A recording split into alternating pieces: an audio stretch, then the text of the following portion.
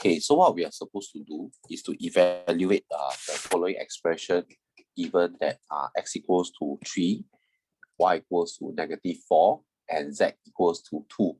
So again, what we want to do is to put our values in carefully. And usually what I do is, remember I told you in my earlier videos, is that I always put a bracket around my numbers when I bring it in to take over the variables. So if you look at the question here, okay, I just put it here. Okay, so if I'm going to bring 3 in to take over my x. So what will happen is you can see x is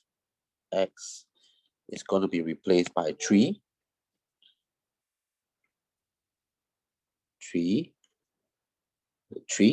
Since this 3 is alone, I'm not putting in a bracket. And y is the -4.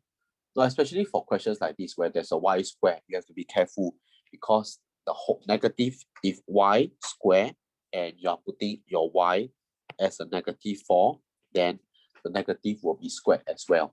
All right. So here we remove the y square. Okay. So just observe that I'm putting in my y as -4. -4 bracket. Here, this is alone, no bracket. Okay. Now, in case you're wondering why I didn't put a bracket, because I mean it's by itself. Here it's not by itself, there's a square. Here it's not by itself, there's a square. Here it's not by itself, there are terms around it. Okay. So next one, I'll put my z. My z is 2. So I'm just zooming in so you can see how I'm actually putting in the z. Okay. And so with that, I evaluate it slowly. The top 3 times 3, right? Multiplication comes before. This is 5 times 4 square. This is 5 times 16. That gives me 80. 2 times 3 times -4 times 2. So 2 times 3 times -4 times 2. 6, -24, -48. All right. So this is like and there's another minus sign here. So minus -48.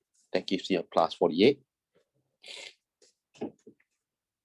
Okay. In my denominator, this is -3/4. Now 3/-4 and -3/4 is the same. All right. So wherever I put a minus sign, it doesn't matter. 4 square, that's a 16. Okay. So now if you evaluate your numerator, this will give you, I think, 9 minus 80, that'll be -71. 71 plus 48. Then it's 71 plus 48. So the 32, that should give you, I believe, let me see. So your numerator should be -23, and your denominator, I think, is -8.75, or basically it's like -8 3/4 lah. Okay.